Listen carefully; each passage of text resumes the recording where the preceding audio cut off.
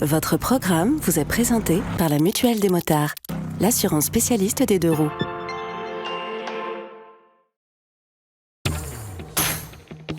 Bonjour, bienvenue dans ce nouveau numéro de Power Sport News, un nouveau numéro toujours animé en compagnie de Pascal Tobec. Salut Pascal, tu vas bien? Bonjour Eric, ça va très bien. On a fait un premier numéro, on était du côté du Poitou-Charentes dans la famille Prunier. Aujourd'hui, vous le voyez, on est de retour en studio, nouveau décor et nouvelle présentation puisque vous... Qu'est-ce que tu fais Pascal? Qu'est-ce que tu fais? C'est le fauteuil des invités, j'ai Ah jamais oui, eu l'occasion d'y aller. Bon, allez, c'est parce que c'est toi et parce que les invités sont pas encore arrivés. Et quels invités? Puisque l'on va débuter cette émission avec Étienne Masson, pilote officiel Suzuki, quadruple champion du monde, Pascal. Oui. Juste après, tu nous emmènes en Mayenne, je crois, à la découverte d'un personnage, un collectionneur avec plus de 400 motos. Exceptionnel, Jean-Luc Guignard. On n'imagine même pas qu'à cet endroit du monde, il peut y avoir autant de choses. Des triomphes de course, des Norton de course. Il y a même à un moment, on a découvert la moto de Landru. Et tiens-toi bien, même Brad Pitt est venu dans cette ferme. Brad Pitt, assis là, à ma place. Oui. Malheureusement, on ne pourra pas vous faire une interview de Brad Pitt, mais en tout cas, ça ne nous empêchera pas de recevoir, juste après ce reportage, eh bien, la pilote tricolore engagée en championnat du monde féminin, Lucie Boutseul. Et puis ensuite, on clôturera ce numéro de Power Sport News avec quelqu'un que tu connais bien, Shiprasong Prasik, et il nous parlera justement de l'implication de Motul sur le Dakar. On reste dans l'actualité récente puisque sur le Dakar, Pascal, vous avez un Racing Lab qui permet d'étudier et d'analyser les huiles de tous les concurrents. On fait des prises de sang. Donc vous l'avez compris, ce Power Sport News va être très riche en contenu. Ce que je vous propose, c'est de rentrer tout de suite dans le vif du sujet.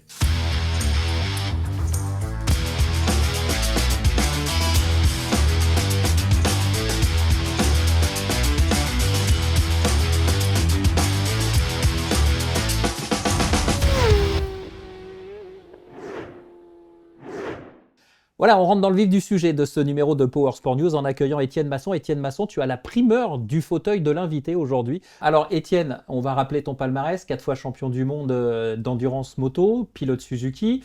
Tu vas repartir pour une nouvelle saison 2026. Aujourd'hui, on est sur la période entre guillemets morte. Comment on s'occupe dans l'intersaison quand on est pilote professionnel?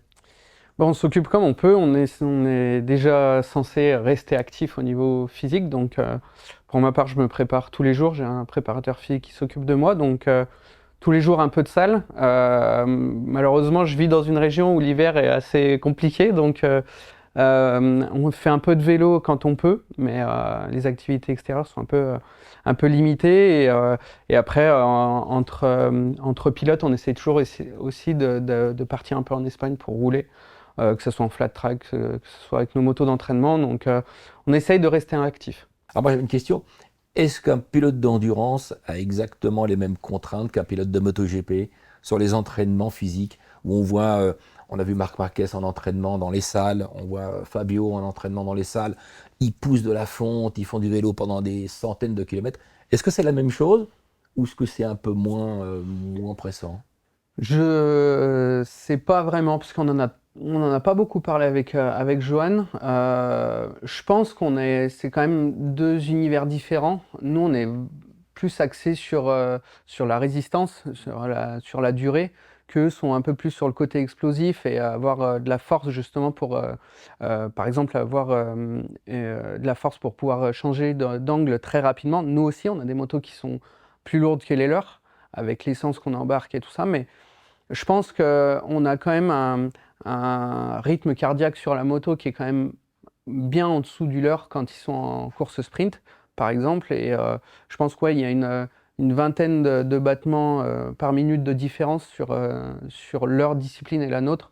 Après, nous, le but, c'est quand même de rester performant pendant 24 heures, donc c'est très très important. Surtout que nous, on peut être amené à rouler à 2 pilotes, donc là, forcément, le physique rentre vraiment en jeu.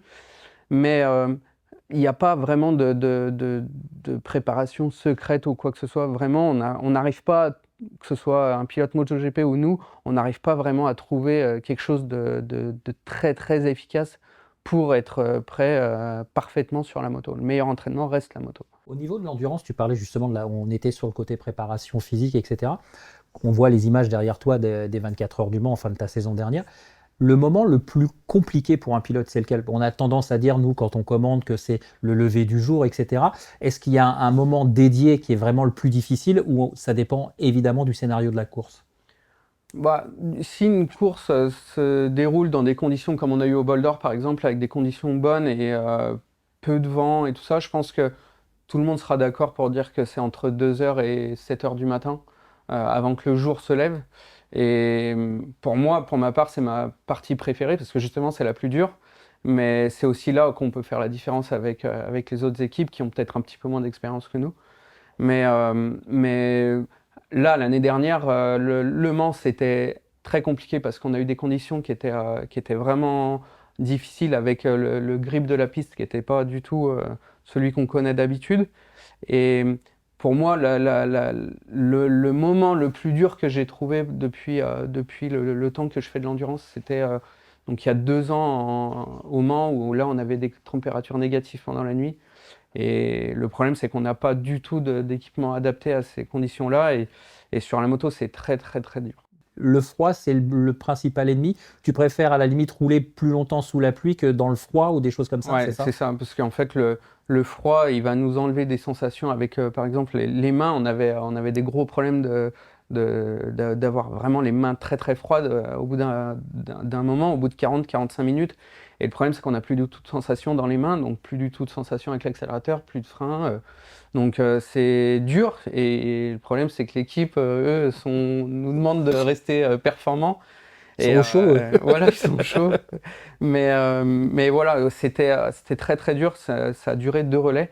Et ouais, on n'a trouvé aucune solution pour ça. On cherche justement encore avec mon équipementier pour trouver des solutions à ça. Pascal, les courses d'endurance, tu as des souvenirs comme ça de courses d'endurance mythiques, je veux dire, par rapport aux conditions, par rapport à des choses comme ça? On est placé comme eux, c'est-à-dire quand il pleut pendant 24 heures, on se dit, mais à chaque fois qu'on les voit rentrer dans le box, on se dit nous-mêmes, mais comment ils font pour remonter sur la moto? Ils savent que pendant 1 heure, ils vont vivre. Alors souvent, il y a des gens qui disent, ouais, mais c'est leur métier, ils sont expérimentés, ils s'entraînent. Mais c'est pas possible. Faire de la moto dans des conditions comme ça, la moto, ça se vit toujours quand il fait beau, quand il pleut pas. Alors on les voit eux, on sait que pendant 24 heures, ça va être ça. Ouais, même pour nous, c'est pas vivable. Donc c'est pas terrible, quoi. On parlait des 24 heures du Mans, on va revenir un petit peu sur cette saison 2025, Étienne. Bon, les 24 heures, on va les évacuer vite, on va pas remuer le couteau dans la plaie. Hein. Après, si on est taquin, on va dire que vous échouez pour reconduire votre titre pour 1 point, hein, si j'ai bonne mémoire. Ouais. Par contre, le Bol d'Or, encore une fois, vous avez survolé ça. Et puis de ton côté, bah, tu es devenu le premier pilote à passer sous la barre des 1,51 au tour, ce qui représente quand même une sacrée moyenne horaire. Hein, je crois que c'est plus de 180 km/h de mémoire. Comment on le vit? On sait quand on va partir sur une qualification, tu le sens que tu tiens un très bon tour. Comment tu le vis sur la moto? Bah, au Bol d'Or, tout de suite, à partir des pré-bols qu'on a fait fin août, je sentais on avait vraiment une très très bonne moto. On a opté pour des choix techniques différents de ce qu'on avait et tout ça. Et grâce à Nico et grâce à Yoshimura et tout ça, on a vraiment, vraiment une très très bonne moto. Yoshimura, qui est le préparateur japonais qui s'occupe de la moto au Japon. Hein. Donc, à partir de là, je savais que si tout se mettait dans le bon ordre, je pense qu'il y avait moyen de faire quelque chose dès les qualifs. Et dès la première qualif, je me suis senti très à l'aise. Je fais le meilleur temps de ma séance en 51,4. Et le team avait opté pour nous mettre, à Greg et moi, un deuxième pneu qualif pour la deuxième séance. Et je savais que pour améliorer le chrono de la première séance, il allait falloir une petite aide dans la ligne droite du Mistral, qui est énorme. Et on a une moto qui est performante, mais au jour d'aujourd'hui, avec les BMW, les Honda qui marchent très très fort pendant les qualifications, je savais qu'en me servant un petit peu d'eux, il y avait peut-être moyen de faire quelque chose. Donc le but, c'était ça, de chercher quelqu'un. Alors, j'avais pas vraiment de pilote fétiche, on va dire. Mais T'avais pas ciblé voilà, ta exactement. victime. Mais le pauvre Corentin est arrivé devant moi et là, je savais que j'allais pas le lâcher. De toute façon, j'avais que ça à faire parce que mon chrono de la première qualif était déjà très bon. Et je me suis dit, je le lâche pas jusqu'au bout. Donc, au début, il a essayé de me dissuader de ça et forcément, je lui ai dit, moi, j'ai pas le choix, donc je te lâcherai pas. Et il y a forcément un moment où il a fallu qu'il attaque, on fait la première partie du circuit vraiment bien, en faisant très peu d'erreurs et tout ça. Donc j'ai dit, et là, ça va être parfait, il faut bien que je sorte pour la ligne droite et je lui fais l'aspiration dans la ligne droite. Donc là, c'était parfait. J'ai juste entre guillemets, juste à finir le tour correctement. Et ouais, 50.9, je suis vraiment content d'avoir fait ce chrono parce que ça reflète en fait tout le travail qui a été fait en amont avec l'équipe. Ça a vraiment validé les choix qu'on a fait avec les suspensions, par exemple, la marque de suspension qu'on a changée. Et donc forcément, ça fait chaud au cœur de rentrer au stand et de voir l'équipe hyper contente. Et ça récompense tout le monde du travail qu'on a fait. Pascal, sur les courses d'endurance, évidemment, tu es partenaire du Suzuki, de l'équipe Suzuki d'Étienne. Tu es aussi partenaire, on parlait de Corentin Perolari, qui est pilote officiel chez Honda. Tu es aussi partenaire du team Honda FCC TSR, Honda France Motul. Comment on joue? Parce que la Suzuki, elle est en tête, tu es content. La Honda, elle est en tête, tu es aussi content, mais il faut aussi compenser par rapport à Suzuki. Comment on se situe quand on est partenaire comme ça de deux équipes de pointe? Ça ne doit pas toujours être facile de se situer entre les deux, non? Et tu as oublié, on est aussi partenaire de Kawasaki. Oui, effectivement, mais c'est vrai que c'est de l'année dernière. 3 marques de moto japonaises, et c'est sûr qu'on est épiés par les uns et les autres. Je me rappelle au départ du bol, je me retrouve par hasard sur la ligne avec les gens de chez Suzuki. Les gens des 2 autres marques remarquent que je suis avec Suzuki et me font la remarque, tiens, on a vu que tu étais plutôt avec Suzuki. Et c'était pour moi un fait du hasard. C'est très difficile. Après, effectivement, le couple Black-Masson, c'est pas simple. C'est des garçons qui sont adorables, d'une grande gentillesse, qui sont d'une grande simplicité de sportifs de haut niveau. Il y a les mêmes chez Honda, il y a les mêmes chez Kawasaki, mais c'est vrai que quelquefois, c'est pas facile de se situer quand il y en a un qui est en tête. Si on est trop souvent dans le box de celui qui est en tête, les deux qui regardent de l'autre côté, mais ça se fait relativement simplement parce que j'aime la course. Surtout la marque Motul aime la compétition, elle aime la course. Et quand elle est engagée avec des constructeurs tels que ces 3 marques japonaises, on en attend le résultat du laboratoire que peut être l'endurance avec le lubrifiant et les marques. Alors on aimerait bien placer les 3 marques aux 3 premières places sur le podium, mais la marque elle-même, elle aime la course. Vice-champion du monde, donc pour un point, encore une fois. L'année prochaine, non, c'est maintenant en fait, puisqu'on est déjà en 2026, on a encore un petit peu de mal à se situer. L'objectif, évidemment, c'est de reprendre le titre. Ce qui est bien chez vous, c'est qu'il y a une stabilité. Tu repars avec tes mêmes coéquipiers que l'an passé. Ça aussi, c'est un avantage et ça compte en endurance. Ouais, bien sûr. On est la seule équipe justement où il y a pas du tout de changement au niveau de l'équipage, donc je pense que pour nous, ça va être un gros avantage. Dan et Greg font un super boulot, la cohésion entre les pilotes est top.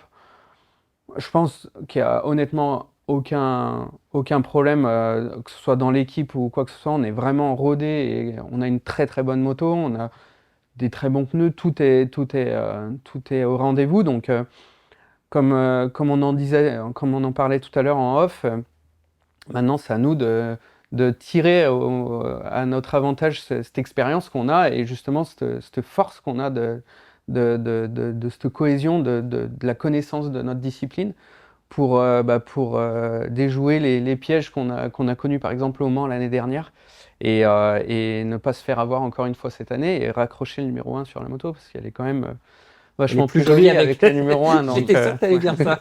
Voilà.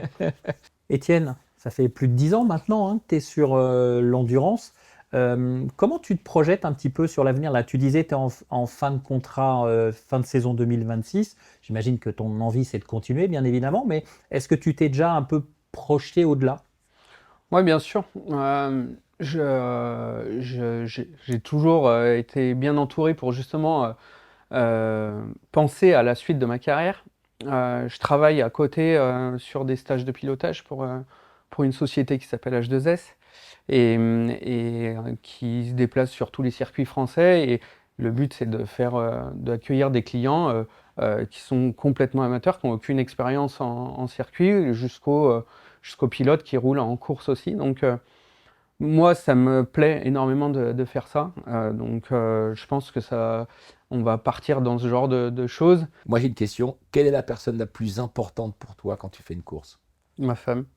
Voilà, donc ça fait partie aussi, peut-être certainement des stabilités des uns et des autres, d'avoir la personne importante près de soi. Je vois souvent son épouse qui est près de lui avec ses gants. Elle le suit effectivement un peu partout.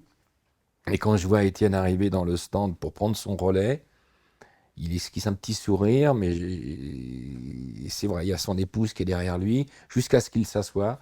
Et au moment où il s'assoit, C'est effectivement... elle qu'on voit d'ailleurs sur l'image, Oui, hein, c'est ça, hein. Ouais, c'est ça. Les Surtout pilotes. pendant les courses, on est vraiment pas très agréable avec les gens qui oui. nous entourent. Surtout des courses comme Le Mans l'année dernière, c'était assez compliqué pour l'entourage. Ouais, c'est pas Ouais, simple. Hein. ouais. Merci Étienne de ta disponibilité. On te souhaite plein de bonnes choses pour 2026, des victoires bien évidemment, et puis un beau numéro 1 à la fin de l'année sur sa GXR, ça te va? Comme Merci programme. Eric, ouais, nickel. Bon, alors tu restes avec nous parce qu'on va proposer maintenant, on va te proposer même de regarder avec nous un reportage, Pascal. Je crois que c'est un collectionneur qui est dans la Mayenne, hein, si je ne me trompe pas, Pascal, mais c'est une collection XXL. Ouais, Jean-Luc Guignard, c'est même pas déplaçable. Parce que si on voulait présenter ça quelque part, il faut vraiment aller dans cette ancienne ferme où il y a une collection de machines, il y a plus de 200 machines, et on y a même croisé, il paraît, un moment Brad Pitt. Voilà, et on regarde donc ce reportage, et juste après, bien, on aura le plaisir de recevoir notre nouvelle invitée et eux, puisqu'on aura le plaisir d'accueillir Lucie Boutseul, notre représentante tricolore sur le championnat du monde féminin de vitesse.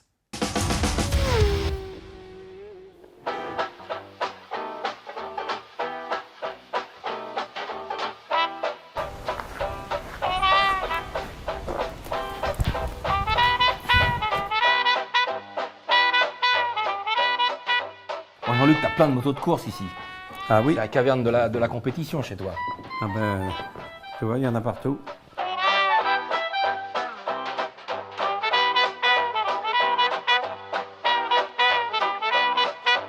Jean-Luc, tu t'es assis sur ce modèle en premier. Et il doit y avoir une raison. Oui, je suis passionné par les Colère Escoffier.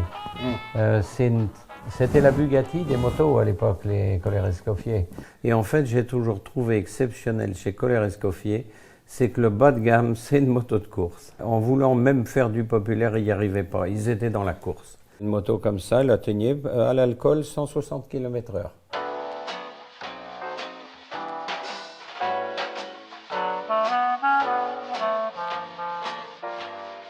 Mon rôle, moi, c'est de parler des gens qui ont construit des motos. C'est d'essayer de les comprendre. Pourquoi ils ont fait ça? Dans quelle situation à l'époque ils étaient?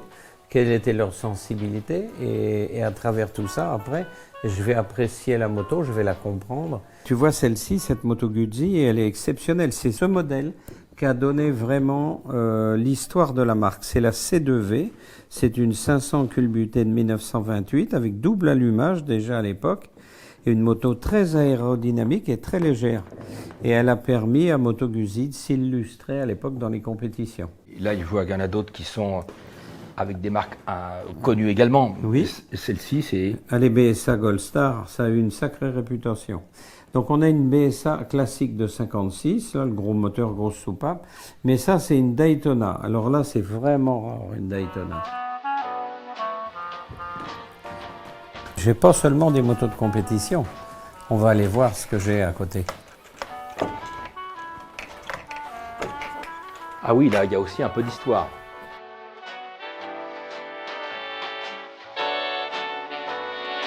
Là, on a un vélo de course. Oui, mais c'est autre chose qu'un vélo de course. C'est la moto de Landru, D'accord. du serial killer.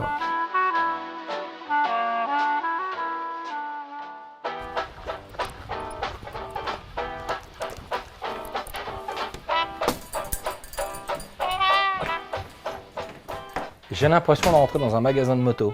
Oui, c'est un magasin de jouets. Oui. Combien de temps il t'a fallu pour regrouper tout ça? Eh bien écoute, il m'a fallu un demi-siècle. Ah, c'est tout? 50 ans. 50 ans. J'ai commencé à 14 ans, j'en ai 64.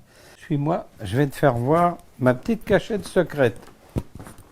Regarde, une armoire avec tout un tas de bazar dedans. Mais on peut passer à travers. Ah oui?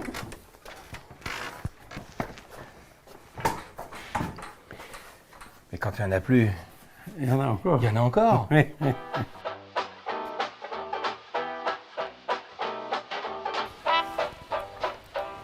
T'as vu cette belle machine? Bah écoute, c'est fait exprès ou quoi? C'est un engin qui servait aux Veldiv pour entraîner les vélos. 1925. 1925. Et il fait 2500 cm3. Et ça, c'est les échappements, ils étaient comme ça? Oui, c'est comme En ça. échappement libre. En échappement libre. Il en existe beaucoup. Il en reste quelques-unes, mais très peu. Merci Jean-Luc pour cette découverte fantastique. Je t'en prie, merci de ta visite. Voilà, chose promise, chose due, on a le plaisir de recevoir Lucie Boutseul. Bonjour Lucie, ça va? Bonjour, oui, ça va, très bien. Ouais, décontracté, pas de problème, Cool, tout va bien. Alors Lucie, on le disait juste avant que tu nous rejoignes sur le plateau, pilote féminine sur le championnat du monde féminin de vitesse dans le cadre du championnat du monde Superbike. Ça sera ta deuxième saison cette année. Comment tu es arrivé à cette étape-là au niveau de ta carrière? Parce que tu as commencé par des sports, le judo, la natation, etc. Et puis tu arrives assez, entre guillemets, tardivement. La moto, c'est 14 ans à peu près. C'était le cheminement qui était inscrit déjà dans ta tête. Tu voulais aller plus loin que ça en moto. En fait, j'ai eu un parcours un peu différent de mes concurrentes aujourd'hui en championnat du monde, dans le sens où j'ai pas commencé la moto à 4, 5, 6 ans, comme ça se fait beaucoup, notamment en Espagne par exemple. J'ai toujours aimé la moto, on ne sait pas vraiment d'où ça me vient, parce que mes parents ne sont pas pilotes, ils ne sont pas du milieu de la moto. Et il y a toujours eu ça en moi, sans trop savoir d'où ça venait. Et après, c'est question d'opportunité, du coup, de rencontrer quelqu'un qui avait une équipe et qui faisait le championnat de Normandie d'endurance. L'intérêt de l'endurance, c'est qu'on divise les coûts par 4 ou 5 pilotes, donc forcément, c'était plus accessible financièrement pour commencer. Et puis, au début, ça a été compliqué parce que forcément, maman avait un peu peur, papa, lui, un peu plus tranquille, mais c'est un milieu qu'on ne connaît pas et c'est quand même un milieu qui reste fermé quand on n'est pas du tout dedans.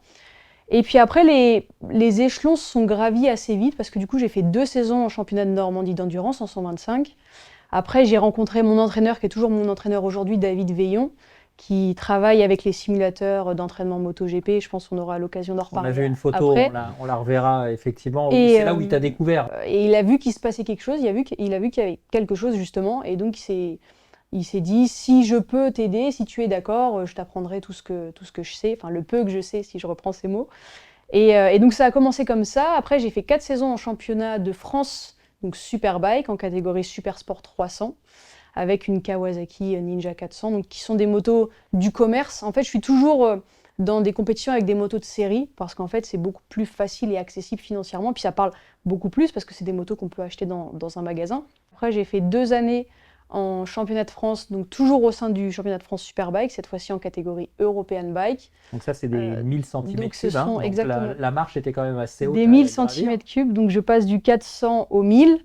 Mais en fait, il faut savoir qu'entre deux, après mes années un peu en Super Sport 300, j'avais eu des propositions pour partir en championnat d'Europe Moto 2, qui était clairement un sacré gap. Mais en fait, moi, c'est ce qui me fait rêver encore aujourd'hui, c'est les motos prototypes, c'est des motos de course conçues pour la course qu'on ne peut pas acheter, le commun des mortels, ça ne se trouve pas dans un magasin.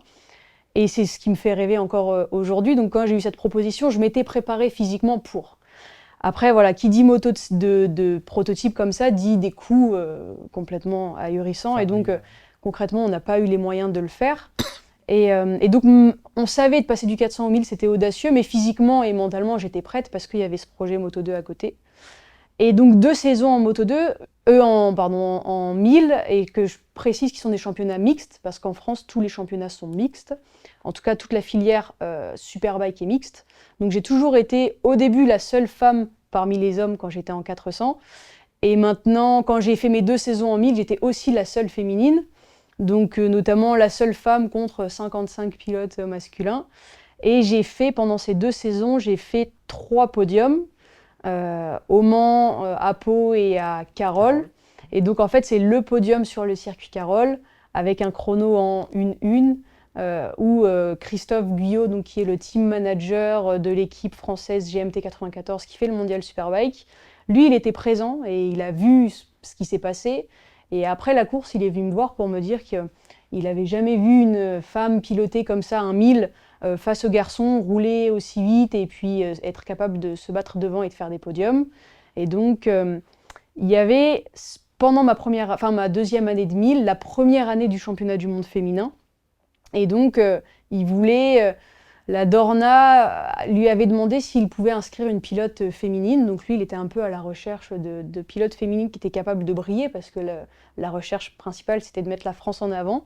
Et donc, suite à cette course, on a discuté. Et puis après, j'ai pu faire des essais avec la fameuse R7 Yamaha, qui se sont super bien passés. Et puis après, il y a eu la première saison en championnat du monde qui s'est lancée. Quels sont les pilotes que vous regardez régulièrement dans les disciplines? Aujourd'hui et depuis le début, ça a toujours été la référence, c'était Marc Marquez. Pour le côté masculin, de par le style de pilotage et tout ce qu'il arrive à faire sur la moto. Et après, en féminin, c'était Maria Herrera.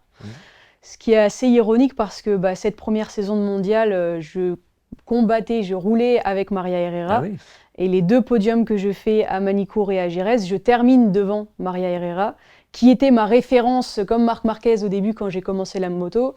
Et j'ai eu l'opportunité de rouler avec elle cette saison et de pouvoir me battre avec elle. Donc c'est assez... quand je regarde un peu en arrière, et ça fait pas si longtemps, j'avais 14 ans quand je regardais ces vidéos sur Internet et je me disais c'est incroyable et c'est vraiment ce que je veux faire. Et en quelques années, 8-9 ans, j'arrive à me battre avec elle et être à son niveau sur quelques courses. Donc le chemin parcouru a été très rapide et je suis vraiment reconnaissante de pouvoir vivre tout ça aujourd'hui. Tu as commencé à 14 ans, aujourd'hui tu es quand même jeune, hein. Tu as 22 ans. Je fais de la moto pour être championne du monde, je ne fais pas pour participer. Oui, c'est mon plaisir à la base. Je savais qu'arriver sur une première saison mondiale et dire je serai championne du monde, c'est très ambitieux. Mais en même temps, c'est ce qui me permet aussi, moi, de me pousser à me réveiller très tôt le matin pour aller m'entraîner, à mettre un petit peu ma vie plus personnelle de côté pour tout focaliser sur la moto, parce que c'est des sacrifices au quotidien et on ne s'en rend pas forcément compte. Ouais, c'est ce que tu disais, tu te levais à 5h du matin. Exactement. Pour faire ta séance de sport avant d'aller à l'école. C'est ça, depuis le collège, je me lève à 5h du matin parce qu'en fait, j'ai très vite compris que si je voulais performer dans ce genre de milieu, en fait, pour viser le top, fallait être capable de faire ce que personne n'est prêt ou capable à endurer et à accepter. Et donc, en fait, j'ai tout de suite compris que me lever à 5h du matin pour aller faire ma séance avant d'aller au collège ou à la fac, c'était la norme et que si je voulais y arriver, c'était le strict minimum. La famille, elle pense quoi de ça? Les proches, ceux qui vous connaissent et qui n'imaginaient jamais qu'un jour, cette petite blonde ferait ce qu'elle fait actuellement. On parle de quoi à table? Comment on se présente? Forcément, on parle de moto. Parce qu'en fait, aujourd'hui, la moto, c'est 99,999% de ma vie, en fait. J'y dédie tout mon temps et tout tourne autour de la moto. Donc des fois, c'est vrai que quand je retrouve mes proches, j'aimerais parler un peu d'autre chose parce que je suis tellement, justement, la tête dans le guidon tout le temps que des fois, ça fait du bien aussi d'avoir un petit sas de décompression avec la famille et les proches pour parler d'autre chose. Bon, en fait, finalement, on en revient toujours à parler à ça parce que c'est ce qui m'anime. Et puis, ça fait un peu vivre la famille aussi parce que personne s'imaginait à une telle envolée et d'en être là aujourd'hui, même si je l'espère qu'il en reste encore beaucoup d'années d'expérience et de belles choses à venir, mais forcément on en parle et je suis aussi très fière de pouvoir faire vivre tout ça à mes proches qui ont pu être là à Manicourt, sur la course de Manicourt. C'était la première fois qu'ils venaient me voir sur le championnat du monde, parce que financièrement c'était compliqué de venir jusqu'à Assen ou jusqu'en Espagne. Ça fait beaucoup de trajets, donc beaucoup de frais associés. Donc forcément, la course en France, c'était l'occasion de faire venir mes proches, ma famille, mes amis. Et donc de pouvoir briller pour la première fois en plus devant eux, quelle satisfaction pour moi, mais quelle satisfaction pour eux aussi qu'ils puissent le vivre. Et de voir notre nom de famille au plus haut niveau mondial, c'était assez impressionnant. Donc forcément, en fait, au final, tout tourne autour de la moto, même dans un repas de famille. Et il y a un truc qui m'a surpris dans tes propos. C'est pas méchant du tout, mais justement... ça casse un peu les clichés, comme on en parlait un petit peu avec Pascal avant l'émission, le côté féminin, et tu as dit, finalement, dans la moto, c'est beaucoup plus difficile, tu l'as un peu abordé tout à l'heure, de trouver des budgets quand on est une femme que quand on est un pilote homme, quand on est un garçon. À quel niveau ça bloque justement? En fait, je m'en rendais pas forcément compte en championnat régional et national. Parce qu'en fait, vu que j'étais la plupart du temps la seule féminine, forcément, on va dire, peu importe les résultats, j'allais forcément attirer l'œil. Donc, sur les premières années, ça m'a plutôt aidé. Et en fait, c'est plus en arrivant en mondial où les coûts sont multipliés par je ne sais combien, parce que tout coûte beaucoup, beaucoup plus cher. Et donc, les partenaires qu'on recherche, c'est plus le petit partenaire qui donne un coup de main comme il le peut, c'est des gros partenaires on a besoin d'avoir un gros budget, parce qu'en fait, on ne le sait pas forcément, mais la performance découle forcément du budget trouvé pendant l'intersaison qui permet de s'entraîner. Donc en fait, le budget, c'est la base de tout, et si on ne l'a pas, bah forcément, les résultats derrière, ils ne peuvent pas venir tout seuls. Donc en fait, oui, je me suis rendu compte que d'être une femme, c'est pas forcément un avantage quand on arrive à haut niveau. Comment le justifier? Peut-être que malgré qu'on soit en 2026, on a encore un peu plus de mal à confier, à donner de la confiance à une femme qui fait un sport très masculin quand on parle de chiffres de plusieurs, parfois centaines de milliers d'euros que peuvent coûter une saison mondiale. Peut-être qu'il y a une question de relation de confiance, de dire est-ce que j'investis plutôt sur une femme ou sur un homme à un niveau où on donne beaucoup de moyens financiers. Peut-être qu'il y a de ça. Après, c'est mon propre opinion. J'en ai jamais forcément discuté, mais c'est vrai que en mondial, ça peut être plus compliqué financièrement et avec les teams aussi, parfois, de trouver sa place. T'as pas l'impression d'être trop strict avec toi-même par rapport à même, comme disait Pascal, quand tu côtoies les autres pilotes, etc. Est-ce que tu penses que tout le monde a la même approche que toi? Je pense pas que tout le monde ait la même approche. Mais après, est-ce que tout le monde a envie d'aller aussi loin? Est-ce que tout le monde ira aussi loin? Parce que j'espère aller loin, c'est pas sûr non plus. En fait, moi, je le vois vraiment plus dans le sens où je veux avoir aucun regret. Et je veux pas me dire dans 5 ou 10 ans, tiens, si ce week-end-là, je m'étais entraînée plutôt que d'aller faire la fête, peut-être que. C'est pas quelque chose que je veux avoir, et donc je le fais pas, comme ça, il n'y a pas de question. Et pour autant, ça m'enlève pas non plus... Enfin, ça me permet de vivre des choses aujourd'hui. Je parle beaucoup de sacrifices, mais quand on traverse des pays pour aller faire une course de moto, enfin, ce qu'on vit, c'est quand même incroyable. On n'est pas à plaindre, même si c'est beaucoup de travail et que parfois ça peut être compliqué. C'est des moments de famille qui ne sont pas vécus. Je vis quand même un rêve avant tout. Donc, peut-être que je suis un peu dure avec moi-même, mais je me dis que si je veux vraiment y arriver, voilà, je veux aucun regret, et au moins, moi, de savoir que j'ai vraiment mis toutes les chances de mon côté pour y arriver. Après, je vivrai tranquillement ce qui se passera. En fait, tout ce qui se passera sera forcément le bienvenu, parce que j'aurai fait tout ce qu'il fallait pour, et de toute façon, je ne peux pas faire mieux que ce que je fais déjà. Donc en fait, peu importe les résultats, en fait, je fais déjà tout de mon côté. Quel regard tu portes sur ce championnat du monde féminin? Est-ce que pour toi, c'est quelque chose qui est positif, ou d'après ce que tu nous expliques, tu préférerais peut-être même te mesurer à des hommes, ce qui viendra peut-être après, on en reparlera un petit peu plus tard, mais comment tu le regardes, comment tu le qualifies, ce championnat féminin? Très honnêtement, au début, ça me donnait pas très envie. Parce qu'en fait, j'ai toujours évolué dans des milieux mixtes, et je me suis dit pourquoi aller s'enfermer dans un championnat féminin alors que tout est ouvert aux femmes. Et en fait, on a fait le ratio par rapport à l'argent investi, le temps investi et le retour en communication et visibilité que ça pouvait nous apporter. Et le championnat du monde féminin, c'est pendant le championnat du monde Superbike, et on bénéficie de la même couverture médiatique que le mondial Superbike. Donc en fait, on a une visibilité qui est folle par rapport à un championnat de France, par exemple. Et en fait, dès les premiers essais et dès la première course, on ne peut pas imaginer le niveau d'un championnat du monde. Et je ne pensais pas que ça serait aussi relevé. Mais en fait, il y a un niveau de dingue, et on s'en rend... Vraiment, on ne peut pas s'en rendre compte tant qu'on n'a pas fait une course et tant qu'on n'a pas baigné dans le milieu. Et en fait, je me suis dit, je me suis laissée un peu avoir aussi par mes propres préjugés au début, quand je me suis dit pourquoi faire un championnat du monde féminin. Parce qu'au final, c'est vrai qu'en championnat du monde mixte, ça peut être parfois difficile de trouver sa place, comme je disais, par rapport au fait de réunir un budget qui peut être très important. Et que là, justement, ça nous permet d'avoir un championnat mondial, oui féminin, mais plus accessible financièrement qu'un championnat mixte si on met à même niveau. Donc en fait, je trouve que c'est un super championnat. Et que aujourd'hui, si je suis en mondial, c'est grâce à ce championnat. Enfin, concrètement, je pense pas. Peut-être qu'à force de travail et des années, je serais arrivée en mondial mixte, mais c'est vraiment une porte d'entrée incroyable. C'est un accélérateur quelque part. C'est exactement ça, ouais, c'est un accélérateur.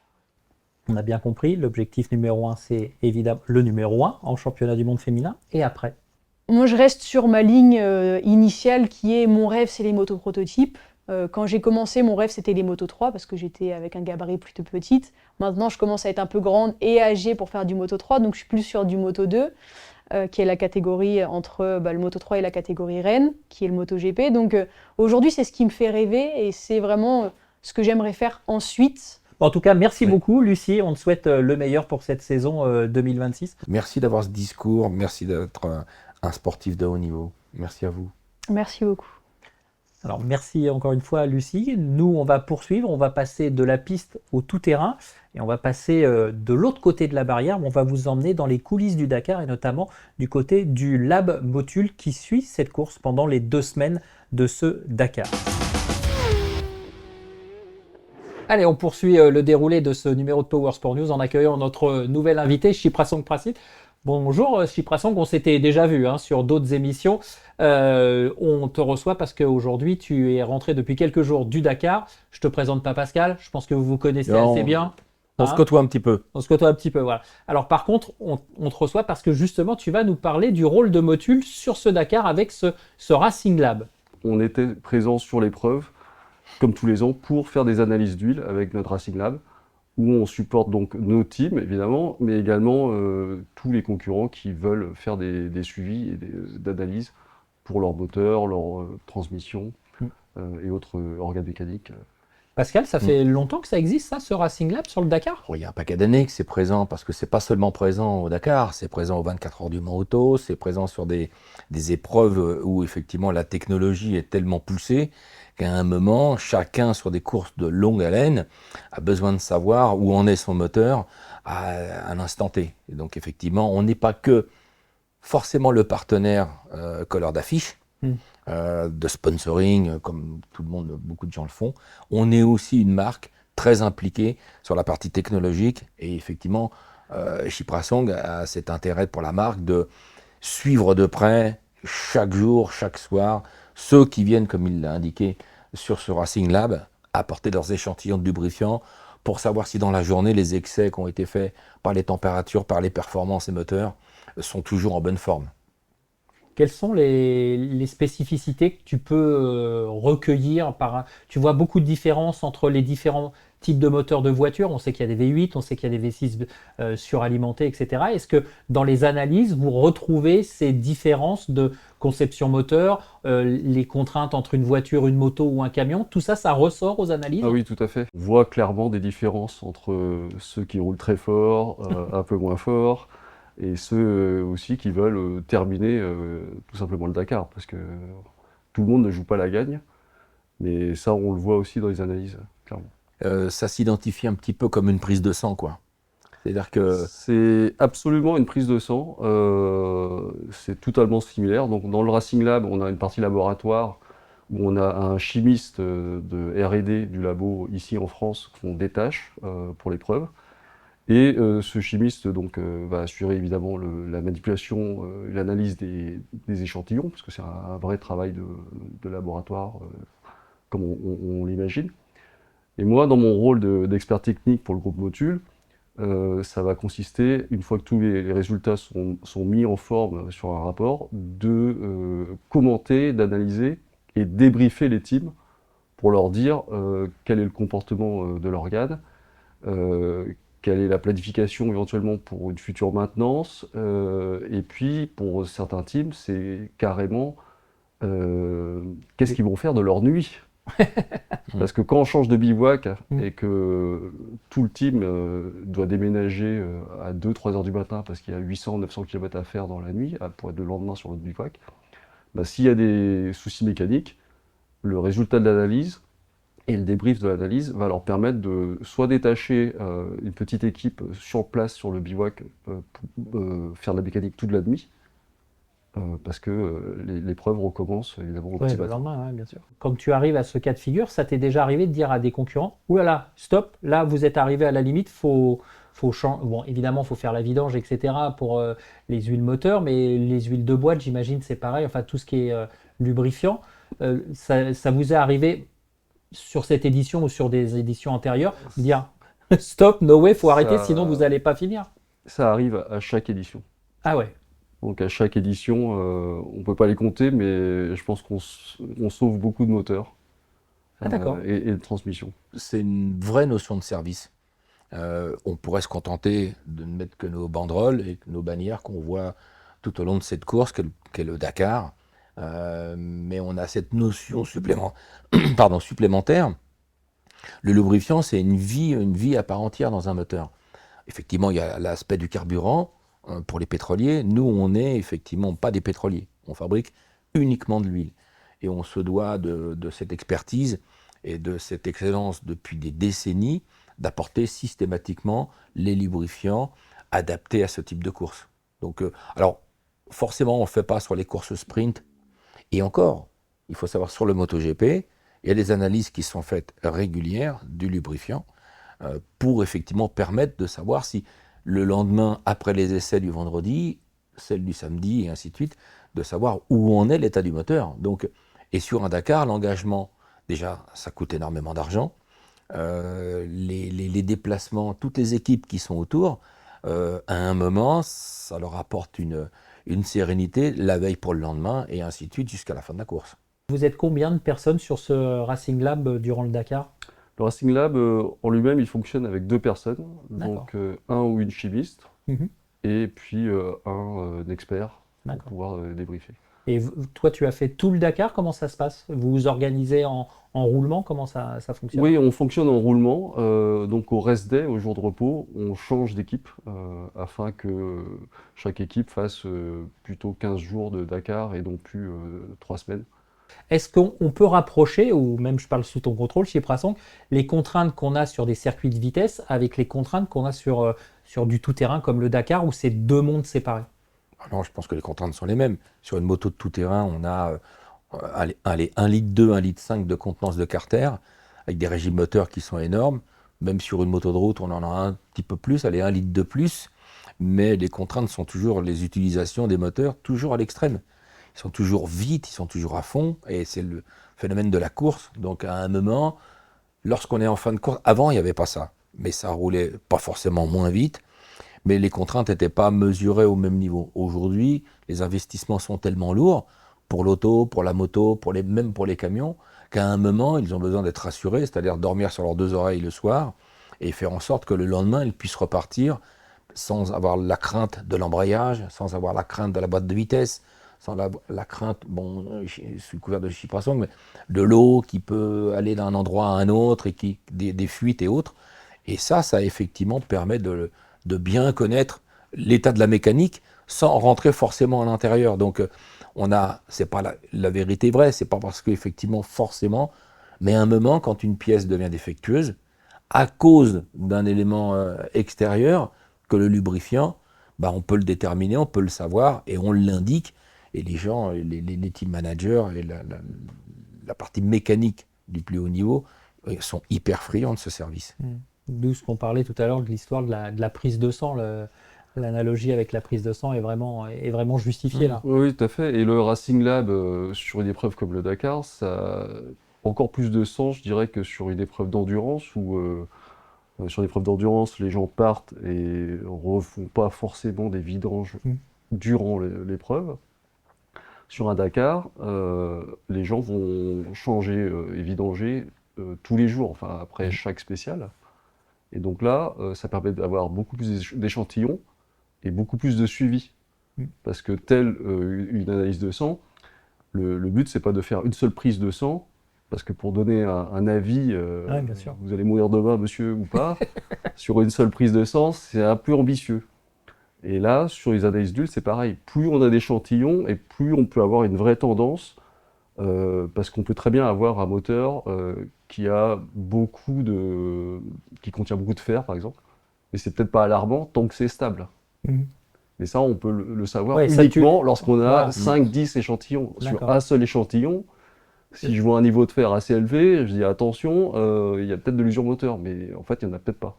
D'accord. Donc c'est ça qui, sur le Dakar, est très intéressant, de pouvoir multiplier au maximum le nombre d'échantillons. Et comme il y a 13 spéciales, bah, il y a quand même potentiellement 13 résultats. Mhm. Donc pour faire un nuage de points en mathématiques, c'est quand même plus intéressant.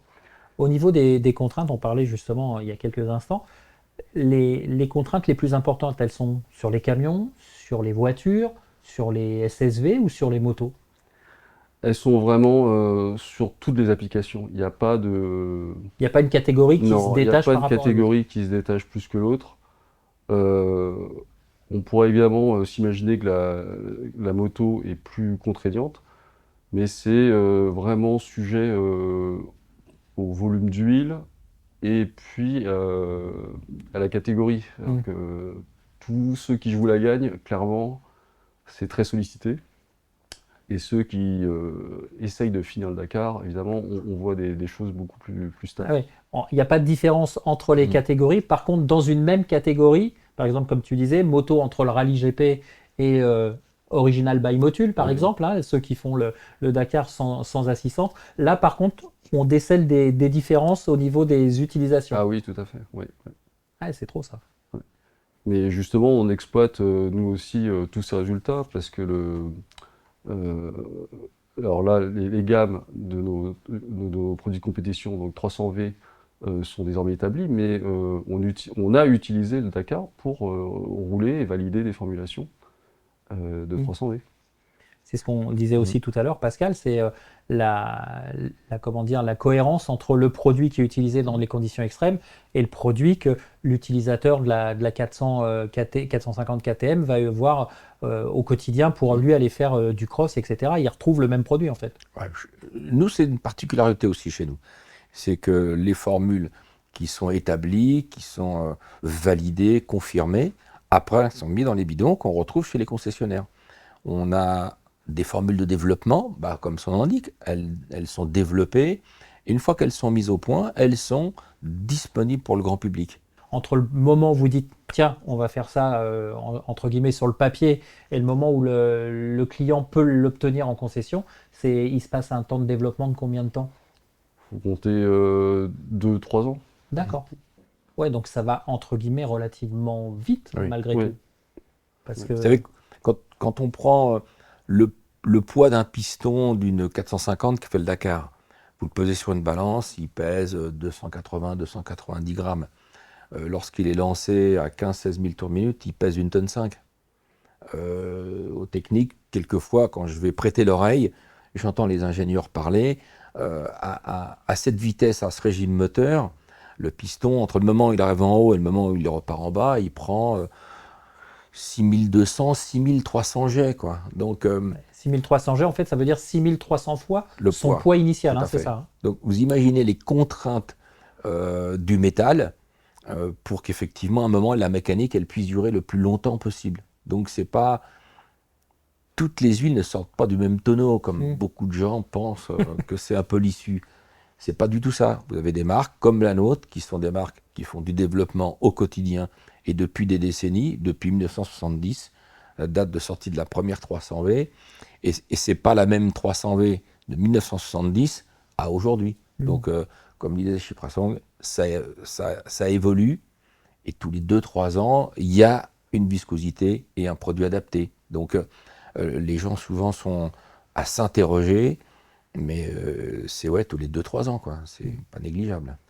Sur le Dakar, vous êtes les seuls à faire ça, à proposer ce service. Alors, ok, Motul, comme tu le disais, Pascal, est partenaire du Dakar, mais globalement, même quand il y a d'autres, entre guillemets, marques de lubrifiants qui sont présentes sur le Dakar, sur des équipes officielles, etc., il n'y a que vous qui fournissez ce service. Oui, tout à fait. On fournit ce service sur le Dakar depuis 2018. On avait commencé en Amérique latine.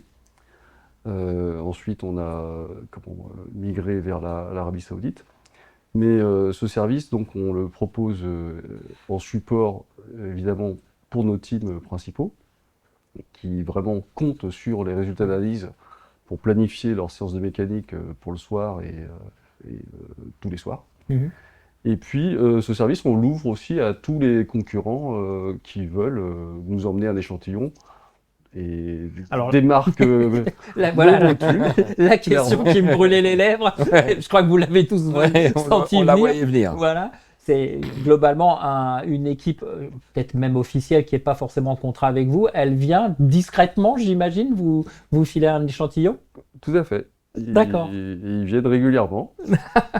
D'accord. Et on s'entend très bien quand même. Hein. Oui, non, mais bien sûr. Mais c'est très intéressant pour tout le monde, puisque évidemment eux apprennent des choses et nous aussi. Ça vous permet d'analyser aussi les produits des concurrents, non? Exactement. Ouais. Et ça donne pas envie aux autres équipes de venir vous rejoindre? Non, parce que je pense que sur la place de la technologie du lubrifiant, on compte sur les doigts de la main, et je dirais d'une seule main, les gens qui sont, je dirais, dans ces proportions de développement. On va dire, les autres marques, le volume aujourd'hui des pétroliers, on est dans les carburants, on est dans des volumes qui sont... le lubrifiant, pour eux, c'est pratiquement presque insignifiant. Donc à un moment, par rapport à ce que ça peut coûter le rapport entre le coût et la réalisation, bah, il vaut mieux laisser des gens comme nous, dont c'est le vrai métier, de travailler le lubrifiant à 100%. Et dans ce domaine, je pense qu'on est, sans prétention, inégalé dans le domaine du développement et dans le domaine de la recherche par rapport aux produits. Il n'y a pas grand monde qui soit capable. Parce que pour se permettre de juger quelque chose sur un Racing Lab, comme on le fait, avoir ce camion, ces ingénieurs, on juge tout le monde. Mhm. On ne juge pas les marques, mais on juge tous les produits et on est capable de faire un diagnostic sur ce qui se passe. Bah, faut être bon technicien et bon ingénieur pour se permettre de le faire, quoi. Le lubrifiant idéal, ça serait quoi du coup chez Brasson quand on regarde tous les relevés comme ça que tu as pendant une semaine? Il y a une formule magique, j'imagine, qui n'a toujours pas été inventée ou quelque chose comme ça. C'est quoi pour toi un Dakar réussi par rapport à ce travail du Racing Lab? Ah bah, un Dakar réussi, c'est tous les équipages motules qui franchissent la ligne d'arrivée et si possible en tête. Pour moi, c'est déjà un Dakar réussi. Et un Dakar qui serait encore plus réussi, c'est des teams qui réussissent à franchir la ligne d'arrivée alors qu'ils auraient peut-être cassé ou subi d'autres avaries s'ils n'avaient pas fait d'analyse avec nous. Voilà, merci à vous deux. Et puis quant à nous, on se retrouve le mois prochain avec Pascal, bien évidemment, pour un nouveau numéro de Power Sport News.